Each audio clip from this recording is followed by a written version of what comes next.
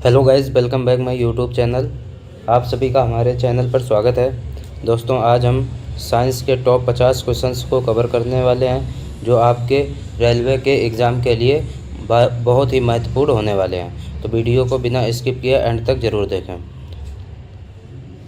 निम्नलिखित में कौन सा प्लाज्मा प्रोटीन रक्त के स्कंदन में निहित होता है? तो कौन सा प्लाज्मा प्रोटीन जो होता है जो रक्त के स्कंदन में निहित होता है? क्वेश्चन नंबर 53 का राइट आंसर बताना है। कौन सा प्लाज्मा प्रोटीन है जो रक्त के स्कंदन में निहित होता है? क्वेश्चन नंबर 53 का राइट आंसर हो जाएगा ऑप्शन सी, फेब्रिनोजन। तो फेब्रिनोजन प्रोटीन होता है जो किसमें, रक्त के स्कंदन में निहित होता है। ऑप्शन सी करेक्ट आंसर हो जाएगा, फेब्रिनोजन। ओके, आगे बढ़ते हैं। नेक्स्ट क्वेश्चन है हमारा, एक पारस्परिक रक्तचाप मापने वाले उपकरण जिसमें चिकित्सा को पारे की कॉलम में उतार चढ़ाव नजर आता है, हस्तचालित वायु पंप किससे जुड़ा रहता है? तो जो हस्तचालित वायु पंप होता है वो किससे जुड़ा रहता है, ये आपको बताना है। समदाब से, ट्रांसड्यूसर से, मैनोमीटर से या मरकरी कॉलम से? तो इस क्वेश्चन का राइट आंसर हो जाएगा ऑप्शन डी, मरकरी कॉलम से जुड़ा रहता है। किससे?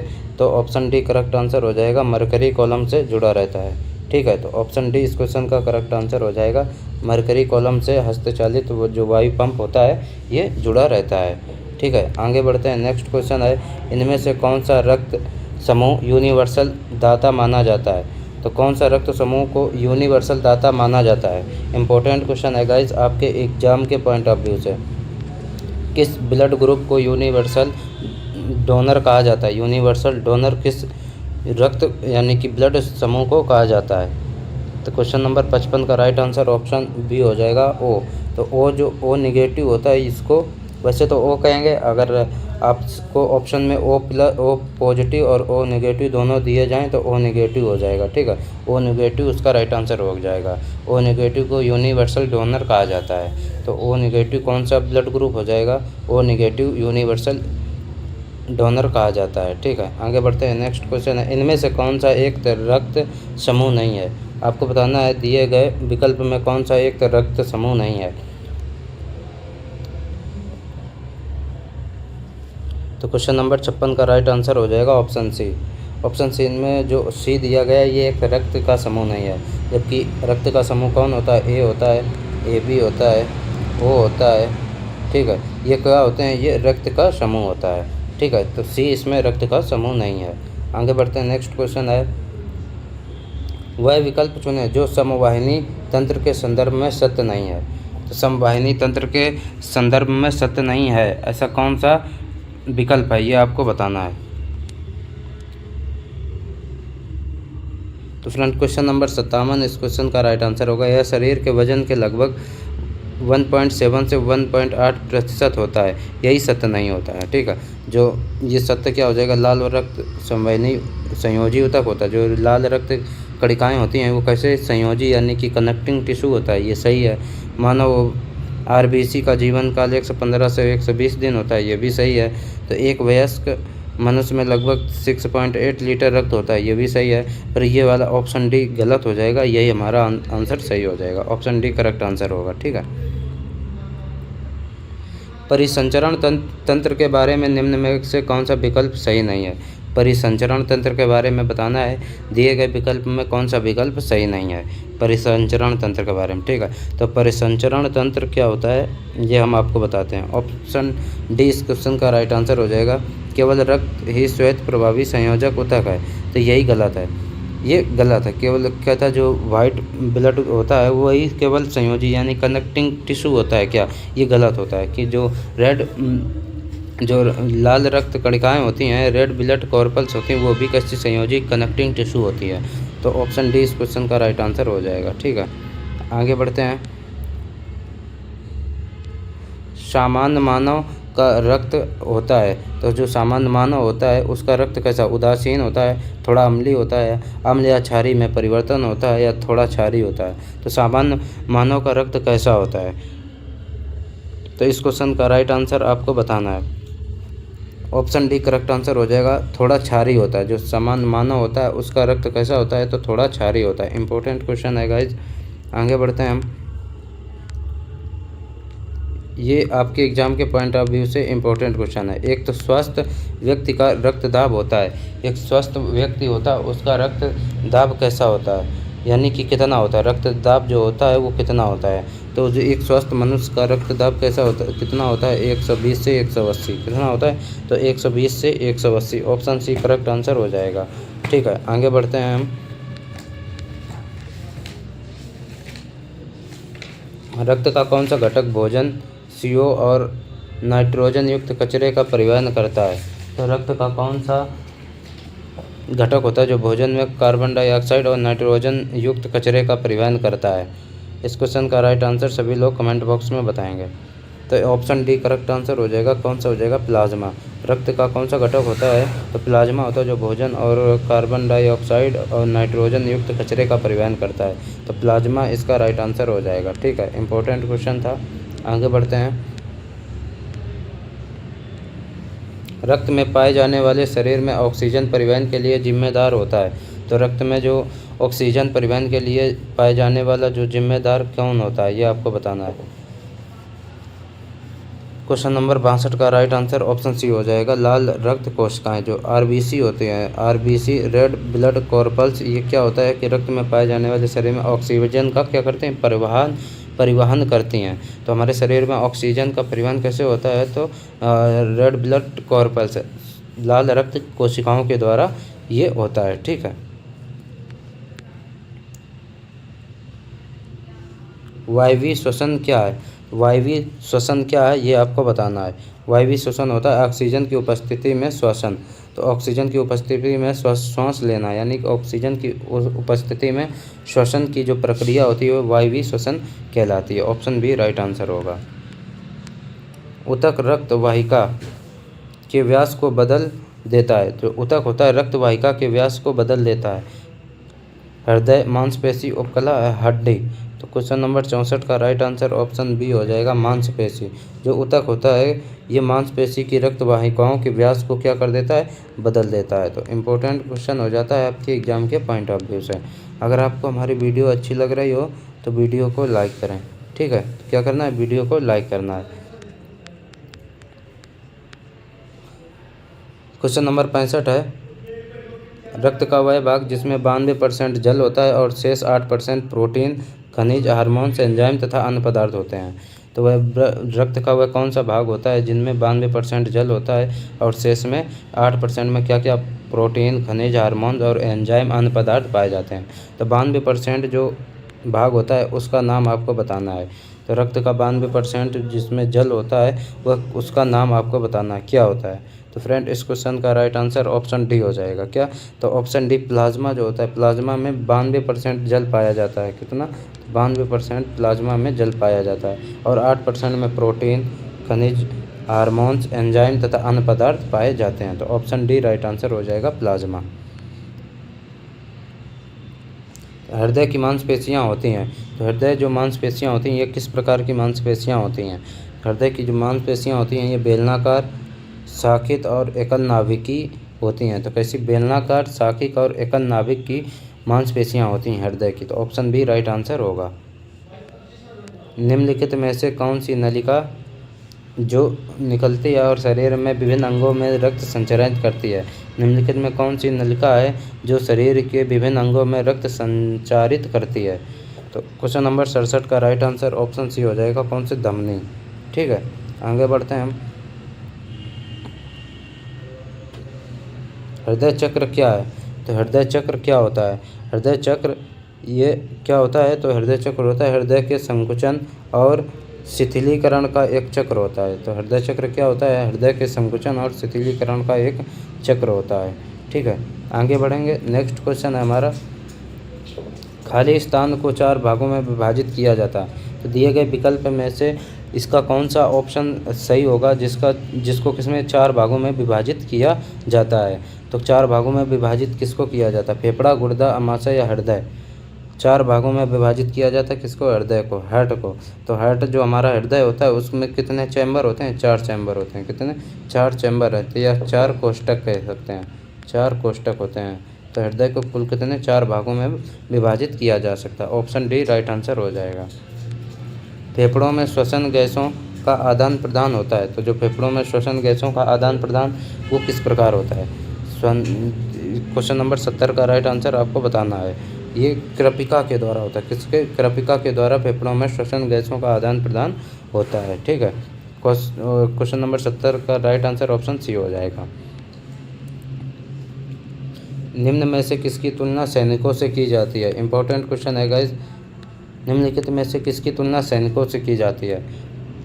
क्वेश्चन नंबर 71 का राइट आंसर ऑप्शन डी हो जाएगा। श्वेत रक्त कोशिकाएं जो WBC होती है, WBC की जो तुलना होती है वो किससे? सैनिकों से की जाती हैं। तो WBC का जो फुल फॉर्म होता है क्या? वाइट ब्लड कॉर्पल्स होता है। ठीक है, श्वेत रक्त कोशिकाएं या कणिकाएं।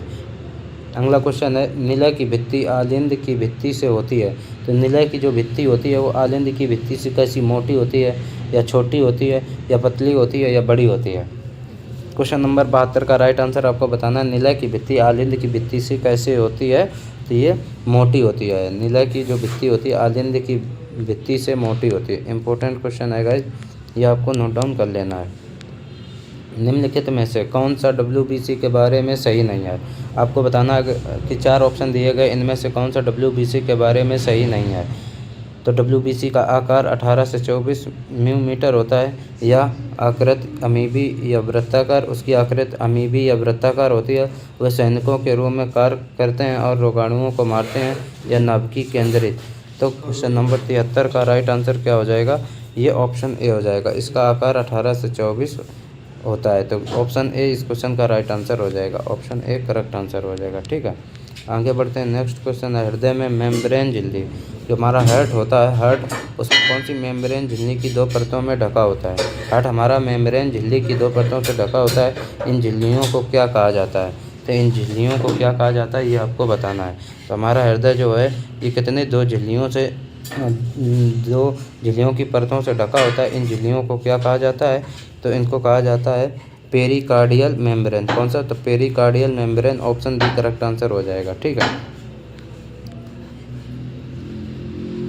रक्त को धमनियों से शिराओं में जिन सूक्ष्म नलिकाओं के माध्यम से प्रवाहित किया जाता है उन्हें क्या कहा जाता है? तो हमारा जो ब्लड होता है उनको धमनियों से शिराओं में जिन सूक्ष्म नलिकाओं के माध्यम से प्रभावित किया जाता है उन्हें क्या कहा जाता है? कणिकाएं, कोशिकाएं, केशिकाएं या कैलोरी? क्वेश्चन नंबर 75 का राइट आंसर ऑप्शन सी हो जाएगा, केशिकाएं। तो हमारा जो रक्त होता है धमनियों से शिराओं में जिन सूक्ष्म नलिकाओं के माध्यम से प्रवाहित किया जाता है उन नलिकाओं को क्या कहा जाता है? तो केशिकाएं कहा जाता है। क्या कहा जाता है? केशिकाएं। तो ऑप्शन सी करेक्ट आंसर हो जाएगा, केशिकाएं कहा जाता है। ठीक है, आई होप आपको यहाँ तक समझ में आ गया होगा। पुकिंजे तंत्र में विशिष्ट है। तो जो पुकिंजे तंत्र में क्या विशिष्ट है ये आपको बताना है। क्वेश्चन नंबर 76 का राइट आंसर हो जाएगा ऑप्शन डी, हृदय में स्नायु तंत्र। पुकिंजे जो तंत्र होता है इसमें क्या? हृदय में स्नायु तंत्र विशिष्ट होता है। ठीक, मनुष्यों की सामान्य स्पंदन दर। जो मनुष्यों की सामान्य स्पंदन दर यानी पल्स रेट क्या होती है? तो मनुष्यों की जो सामान्य स्पंदन दर यानी पल्स रेट होती है वो कितनी होती है आपको बताना है। क्वेश्चन नंबर 77 का राइट आंसर ऑप्शन सी हो जाएगा, 70 से 80 बीट पर मिनट। कितनी? तो 70 से 80 बीट प्रति मिनट ये स्पंदन की दर होती है यानी पल्स रेट होती है।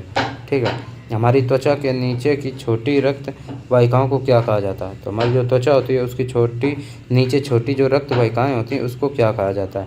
तो त्वचा की छोटी रक्त वाहिकाओं को हम क्या कहते हैं? केशिकाएं कहा जाता है। क्या कहा जाता है? तो केशिकाएं। ऑप्शन डी करेक्ट आंसर हो जाएगा, केशिका कहा जाता है। ओके, आगे बढ़ते हैं हम। नेक्स्ट क्वेश्चन है, इनमें से कौन सा उपकरण रोगियों की हृदय गति का नियंत्रित करती है? इनमें कौन सा उपकरण रोगियों की हृदय गति का नियंत्रण करती है? क्वेश्चन नंबर 79 का राइट आंसर आपको बताना है। तो इनमें से कौन सा उपकरण है जो रोगियों की हृदय गति का नियंत्रण करती है? कौन सा? पेसमेकर हो जाएगा। पेसमेकर का क्या कार्य होता है? तो पेसमेकर का कार्य होता है हृदय की गति का नियंत्रण करना। तो ऑप्शन बी राइट आंसर हो जाएगा। जीवाणुओं में श्वसन स्थल है। तो जीवाणुओं में जो श्वसन स्थल है उसको क्या कहा जाता है?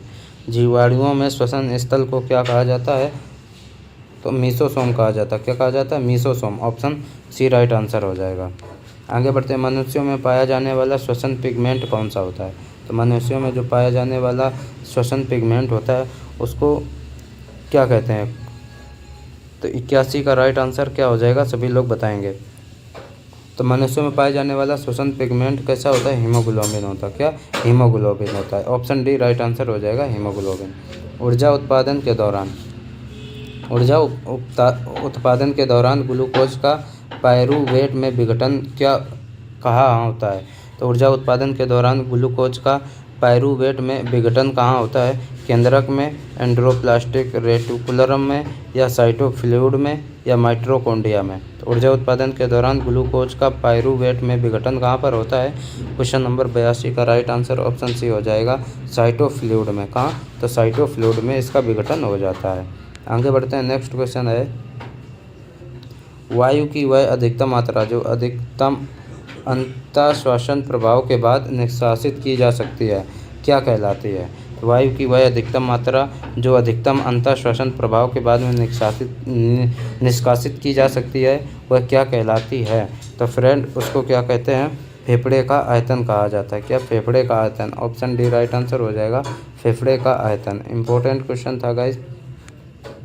आगे बढ़ते हैं। नेक्स्ट क्वेश्चन है, हमारे फेफड़े में केशिकाएँ होती हैं, तो हमारे जो फेफड़े हैं उसमें केशिकाएँ कैसी होती हैं, कितनी होती हैं? हमारे फेफड़ों में कितनी कोशिकाएँ पाई जाती हैं? तो क्वेश्चन नंबर 84 का राइट आंसर हो जाएगा ऑप्शन डी, 300 मिलियन। हमारे जो फेफड़े होते हैं उसमें 300 मिलियन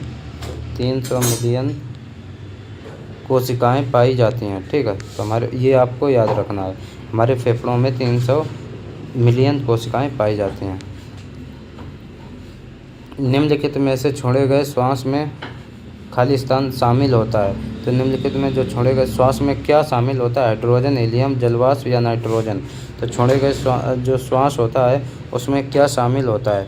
छोड़े गए श्वास में फ्रेंड क्या होता है? नाइट्रोजन शामिल होता है। क्या? तो नाइट्रोजन छोड़े गए श्वास में शामिल होता। क्या? तो नाइट्रोजन इसका राइट आंसर हो जाएगा। ऑप्शन डी करेक्ट आंसर हो जाएगा। ठीक है, आगे बढ़ते हैं। नाड़ी की धड़कन पल्स बीट मापी जाती है। तो जो हमारी पल्स बीट होती है मनुष्य में वो किससे मापी जाती है? तंत्रिका से, केशिका से, शिरा से या धमनी से? तो नाड़ी की जो धड़कन होती है पल्स बीट, ये किससे मापते हैं? ये मापा जाता है धमनी से। किससे? तो धमनी। ऑप्शन डी राइट आंसर हो जाएगा, धमनी। श्लेष्मा झिल्ली की सूजन को क्या कहा जाता है? तो श्लेष्मा झिल्ली की सूजन को क्या कहते हैं? इसको कहते हैं bronchitis. Option A right answer हो जाएगा, ब्रोंकाइटिस कहा जाता है। आगे बढ़ते हैं। मानव श्वसन में क्या छोड़ा जाता है? तो मानव श्वसन में क्या छोड़ा जाता है आपको बताना। मानव श्वसन में क्या छोड़ा जाता है? गैसों का मिश्रण, कार्बन मोनोऑक्साइड, ऑक्सीजन या कार्बन डाइऑक्साइड? तो मानव श्वसन में क्या छोड़ा जाता है? तो गाइज ये कार्बन डाइऑक्साइड। मानव श्वसन में क्या? कार्बन डाइऑक्साइड CO2 छोड़ा जाता है। ठीक है, तो कार्बन डाइऑक्साइड छोड़ा जाता है। कौन सी जीवन प्रक्रिया रासायनिक ऊर्जा को ऊष्मा ऊर्जा में बदलती है? कौन सी रासायनिक प्रक्रिया है जो रासायनिक ऊर्जा को ऊष्मा ऊर्जा में बदलती है? क्वेश्चन नंबर 89 का राइट आंसर हो जाएगा श्वसन। जो श्वसन होती है ये रासायनिक ऊर्जा को ऊष्मा ऊर्जा में परिवर्तित करती है। ठीक है, ऊर्जा का उपयोग करते हुए पायरूविक का विघटन कहाँ होता है? तो ऊर्जा का उपयोग करते हुए पायरूविक का विघटन कहाँ पर होता है ये आपको बताना है। तो क्वेश्चन नंबर 90 का राइट आंसर ऑप्शन सी हो जाएगा, माइटोकॉन्ड्रिया में। कहाँ पे? तो माइटोकॉन्ड्रिया इसका राइट आंसर हो जाएगा। ठीक है, आगे बढ़ते हैं। नेक्स्ट क्वेश्चन है, ऑक्सीजन की अनुपस्थिति, जो ऑक्सीजन होती है ऑक्सीजन की अनुपस्थिति में सबस्ट्रेट के अपूर्ण विघटन को क्या कहा जाता है? तो ऑक्सीजन की अनुपस्थिति में सबस्ट्रेट के अपूर्ण विघटन को क्या कहते हैं? तो अपूर्ण विघटन को अनाक्षी श्वसन कहा जाता है। क्या? अनाक्षी श्वसन। ऑप्शन बी राइट आंसर होगा। ऊर्जा उत्पादन के दौरान जब हमारी मांसपेशियों की कोशिकाओं में ऑक्सीजन की कमी होती है तो 6 कार्बन अणु परिवर्तित हो जाते हैं। तो कार्बन अणु कितने परिवर्तित हो जाते हैं ये आपको बताना है। तो 92 का राइट आंसर क्या हो जाएगा फ्रेंड? 92 का राइट आंसर हो जाएगा ऑप्शन सी, 3 अणु परिवर्तित हो जाते हैं। तो 6 अणुओं में कितने? 3 परिवर्तित हो जाते हैं। अंतःश्वसन के दौरान फेफड़ों के कारण हवा भर जाते हैं। तो अंतःश्वसन के दौरान फेफड़ों में किसके कारण हवा भर जाती है, हवा से भर जाता है। जो फेफड़े होते हैं किसके कारण से हवा से भर जाते हैं, अंतर श्वसन के दौरान। तो इस क्वेश्चन का राइट आंसर हो जाएगा ऑप्शन सी, फेफड़ों की स्फीति के कारण। फेफड़ों की स्फीति के कारण क्या हो जाता है, हवा से भर जाते हैं। फेफड़े क्या हो जाते हैं, हवा से भर जाते हैं। निश्वासन खाली स्थान द्वारा होता है। तो निश्वासन किसके द्वारा होता है ये आपको बताना है। तो फ्रेंड निश्वासन जो होता है ये फेफड़ों की अवस्थिति के कारण होता है। किसकी, फेफड़ों की अवस्थिति के कारण कौन सा निश्वासन प्रक्रिया होती है। ठीक है, आगे बढ़ते हैं। नेक्स्ट क्वेश्चन है, सांस लेने की प्रक्रिया में शामिल है। सांस लेने की जो प्रक्रिया होती है उसमें क्या शामिल है, सांस लेने की प्रक्रिया में श्वसन और निश्वासन शामिल है। क्या, श्वसन और निश्वासन शामिल। ऑप्शन ए राइट आंसर हो जाएगा। ठीक है, तो अगर आपको हमारी वीडियो अच्छी लगी हो तो वीडियो को लाइक करें और शेयर करें। आज की वीडियो को हम यहीं समाप्त करते हैं, मिलेंगे नेक्स्ट क्लास में। तब तक के लिए टेक केयर, धन्यवाद।